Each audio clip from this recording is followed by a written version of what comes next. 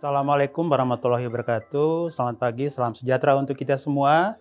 Untuk kelas mata kuliah Hukum dan Masyarakat, kali ini pertemuan minggu ketiga setelah kita melewati 2 pertemuan di minggu pertama dan minggu kedua. Nah, untuk hari ini topik kita adalah tentang aliran-aliran pemikiran yang mempengaruhi terbentuknya hukum dan masyarakat.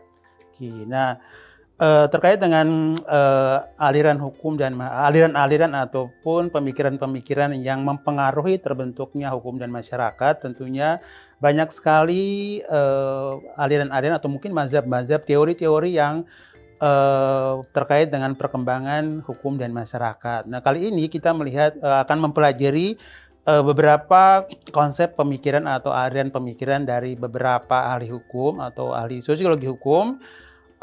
Tentunya banyak sekali ahli sosiologi hukum atau ahli hukum dan masyarakat, tapi mungkin kita akan membahas beberapa saja. Yang pertama kita lihat salah seorang pemikir yang namanya Eugene Ehrlich, hidup tahun 1826 sampai 1922. Dia seorang ahli hukum dari Austria yang dianggap sebagai pelopor atau pionir dari aliran sosiologi jurisprudence yang berdasarkan hasil dalam sebuah karya yang berjudul Fundamental Principle of Sociology of Law. Nah, ajaran ini berpokok pada pembedaan antara hukum positif dengan hukum yang hidup. Suatu pembedaan antara kaidah hukum dengan kaidah-kaidah sosial lainnya. Ya. Nah, masih membahas tentang pandangan daripada Eugene Ehrlich bahwa hukum positif, menurut beliau, hukum positif hanya akan efektif apabila selaras dengan hukum yang hidup dalam masyarakat, atau apa yang disebut oleh para antropolog sebagai pola-pola kebudayaan atau culture pattern. Intinya bahwa hukum itu akan efektif, jadi sebuah hukum positif atau hukum yang berlaku dalam masyarakat itu akan berlaku efektif apabila sejalan dengan hukum yang hidup dalam masyarakat. Jadi intinya bahwa hukum itu memang harus dibuat sesuai dengan kondisi masyarakat. Karena kalau hukum terlalu jauh dari kehidupan masyarakat, maka akan sangat sulit juga hukum itu bisa dijalankan. Ini sejalan juga dengan apa yang disampaikan oleh para antropolog ya atau ahli tentang manusia dalam konsep tentang pola kebudayaan atau culture patterns.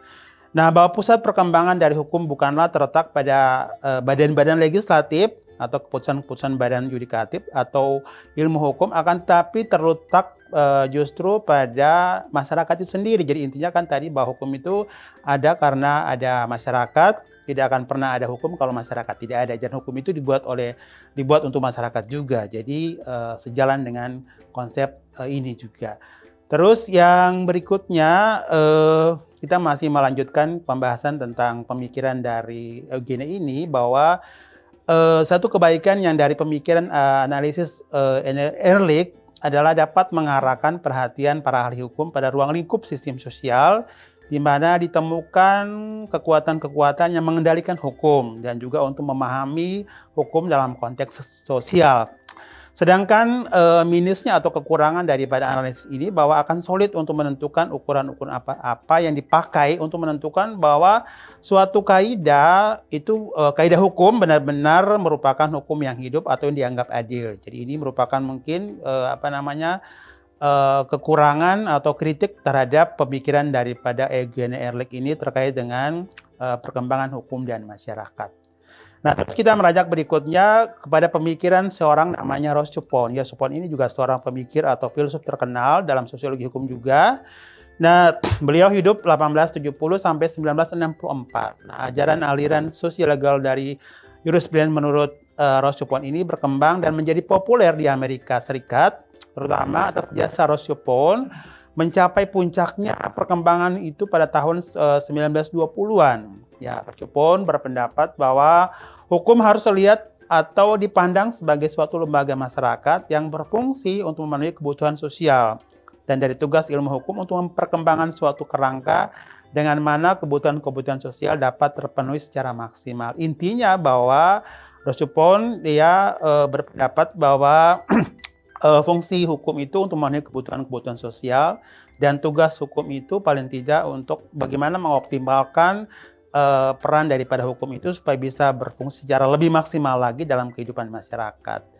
Nah, masih melanjutkan penjelasan atau pemikiran dari Yosupon. Selain itu juga dikatakan bahwa dianjurkan untuk mempelajari hukum sebagai suatu proses atau law in action yang dibedakan dengan hukum yang tertulis ya. Jadi intinya bahwa hukum yang tertulis itu atau law in the books itu terkadang itu tidak selalu sejalan dengan apa yang ada dalam law in action-nya gitu ya. Jadi kadang hukum itu dia dalam perkembangannya kan begitu dinamis gitu ya. Jadi intinya bahwa masyarakat dengan hukum itu gimana caranya supaya bisa sejalan gitu ya.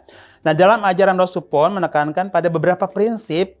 Ini dikatakan bahwa yang pertama, mengubah fokus analisis tentang hukum dari semata-mata memfokuskan pada doktrin-doktrin hukum atau aturan dan praktik hukum kepada efek hukum dalam kehidupan sehari-hari. Dalam hal ini dilakukan dengan menggunakan metode praktek dan juga temuan dari ilmu sosial. Artinya bahwa Rosupon menekankan bahwa gimana caranya supaya aturan-aturan hukum atau praktek-praktek hukum itu bisa benar-benar disinkronisasikan dalam kehidupan masyarakat kita melalui metode praktek dan juga temuan-temuan dari ilmu sosial yang lainnya gitu ya. Terus masih melanjutkan juga di sini dikatakan bahwa masih pemikirannya Rosupon dikatakan bahwa hakim tidak hanya merupakan menetapkan undang-undang untuk semua kasus. Nah, hakim harus diberi ruang untuk diberikan diskresi atau kebebasan yang luas dan menerapkan hukum dan aturan hukum hanya merupakan pedoman umum bagi hakim. Jadi intinya bahwa hakim itu juga jangan sampai dia hanya menjalankan apa yang tertulis di dalam kitab atau buku atau law on the books, tapi dia harus benar-benar paling tidak bisa diberi ruang yang bebas untuk menerapkan hukum itu sesuai dengan tentunya aturan-aturan yang ada dan juga tentunya dengan kondisi yang ada. Nah, titik sentral dari ajaran Rosupon adalah teori tentang kepentingan ataupun teori of interest dan juga rekayasa sosial atau social engineering. Ada beberapa kepentingan dalam masyarakat yaitu kepentingan individu, kepentingan sosial, publik, ya kepentingan publik merupakan bagian dari kepentingan sosial. Nah, kepentingan-kepentingan tersebut dilegitimasi dapat dan diseimbangkan oleh hukum sehingga hukum dalam hal ini dipandang sebagai alat untuk merekayasa masyarakat atau social engineering. Jadi intinya balik lagi saya jelaskan bahwa Rosupon menekankan bahwa bagaimana fungsi hukum bisa dimanfaatkan atau digunakan untuk bagaimana merekayasa masyarakat atau social engineering supaya paling tidak masyarakat bisa berubah lebih baik. Intinya seperti itu.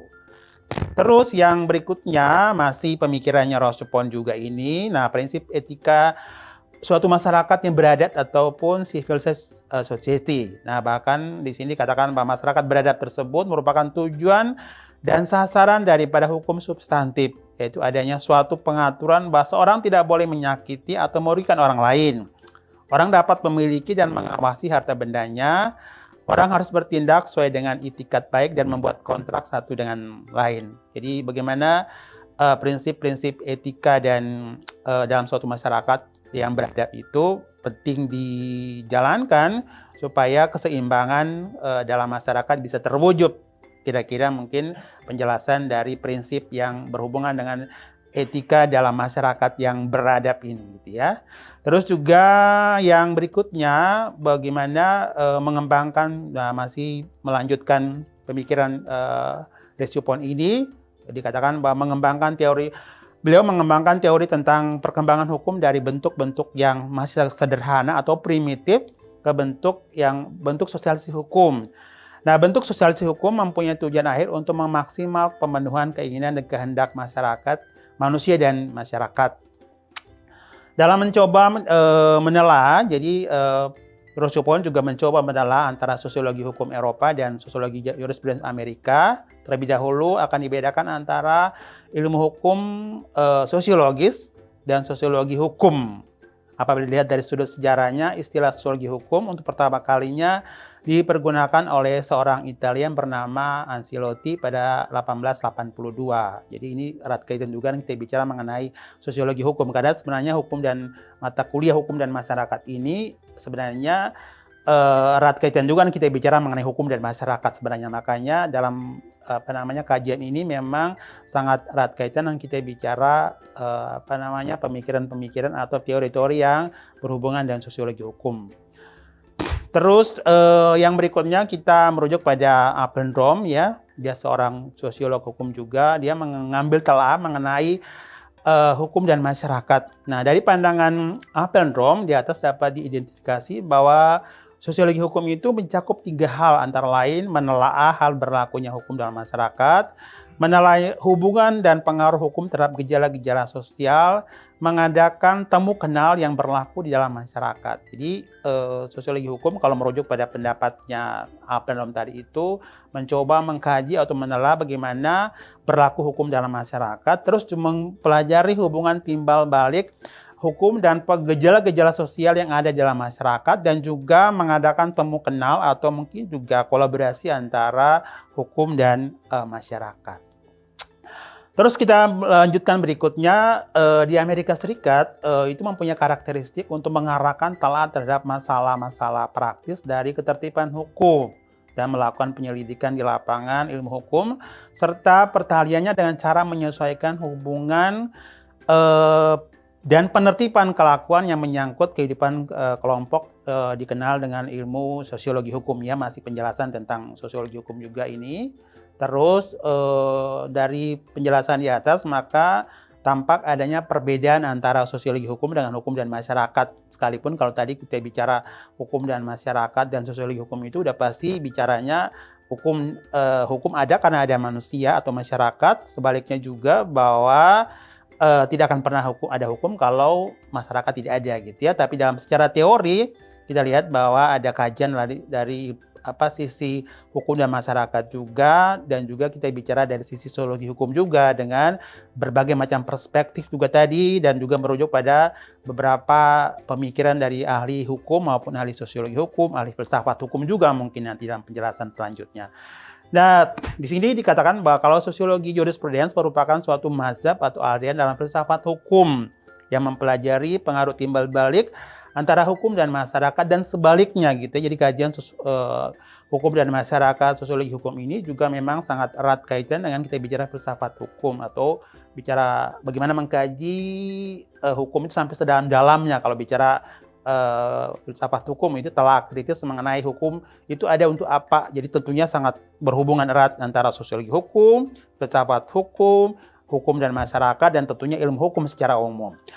Nah, di sini dikatakan juga bahwa maka sosiologi hukum mempelajari pengaruh masyarakat kepada hukum.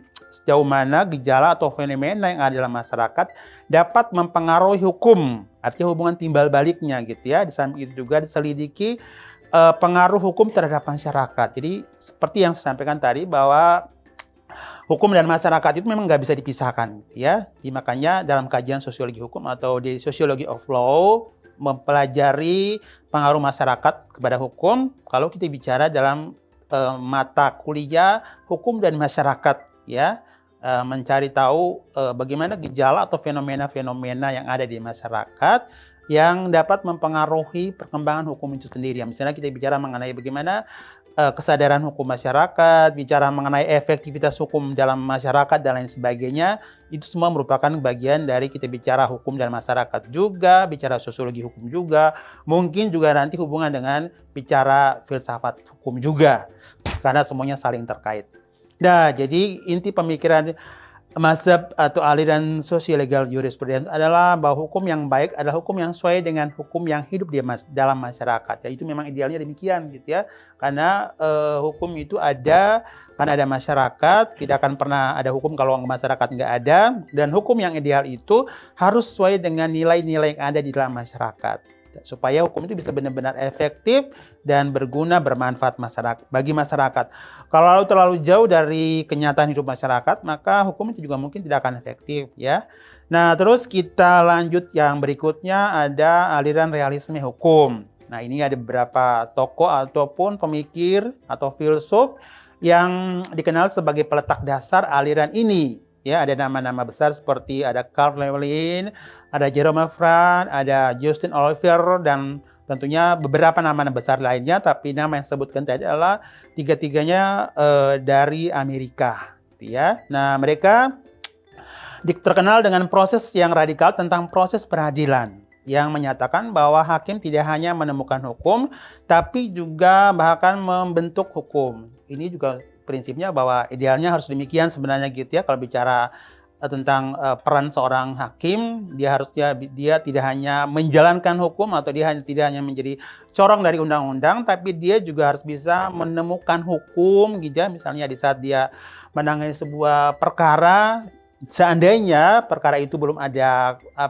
aturan hukumnya, tentunya bahwa Undang-Undang Pokok Kehakiman mengatakan bahwa seorang hakim tidak boleh menolak perkara jika misalnya diajukan kepadanya, terus dia belum ada aturan hukumnya, terus dia menolak. Nah itu kan nggak boleh. Jadi dia diamanatkan juga kalau merujuk pada pemikiran realisme hukum ini, dikatakan juga bahwa hakim itu dia harus bisa mampu menemukan hukum sampai pada mungkin putusan dia yang melakukan melalui terobosan itu bisa menjadi sebuah jurisprudensi dan lain sebagainya. Sampai pada dekat sini juga dikatakan bahwa seorang hakim juga dia harus bisa membentuk hukum. Artinya bahwa peran seorang hakim itu luar biasa. Dia tidak sekedar menjalankan apa dalam hukum yang tertulis, ada law on the books, tapi dia juga harus mampu mencari jalan keluar, melakukan terobosan-terobosan, ya. Nah, terus yang berikutnya adalah aliran pemikiran, ya, masih melanjutkan aliran realisme ini. Nah, para ahli atau para pemikir aliran ini menaruh perhatian, terutama 3 figur tadi yang dari Amerika tadi, mereka menaruh perhatian yang sangat besar terhadap keadilan. Walaupun mereka berpendapat bahwa secara ilmiah tidak dapat ditentukan apa yang dinamakan hukum yang adil. Nah, pokok pikiran dari aliran banyak dikemukakan oleh ada Justin Holmes, dalam hal ini hasil karyanya berjudul The Path of the Law, antara lain mengatakan bahwa kewajiban hukum hanyalah merupakan suatu dugaan apabila seorang berbuat atau tidak berbuat, maka ia akan menderita sudah keputusan suatu pengadilan. Ya, intinya bahwa Justice Holmes ya dalam sebuah karya ini dia menegaskan bahwa kewajiban hukum itu hanya merupakan suatu dugaan atau asumsi sementara. Apabila seorang berbuat atau tidak berbuat, maka ia harus menerima konsekuensi, menerima dengan keputusan suatu pengadilan yang tentunya pengadilan yang fair tentunya gitu ya. Mungkin itu saja untuk pertemuan kita kali ini, penjelasan tentang aliran pemikiran membentuk hukum dan masyarakat. Nanti mungkin kita bisa lanjutkan pada pertemuan minggu berikutnya gitu ya. Saya akhiri sampai di sini dengan mengucapkan Assalamualaikum warahmatullahi wabarakatuh. Salam bela negara, salam sehat selalu.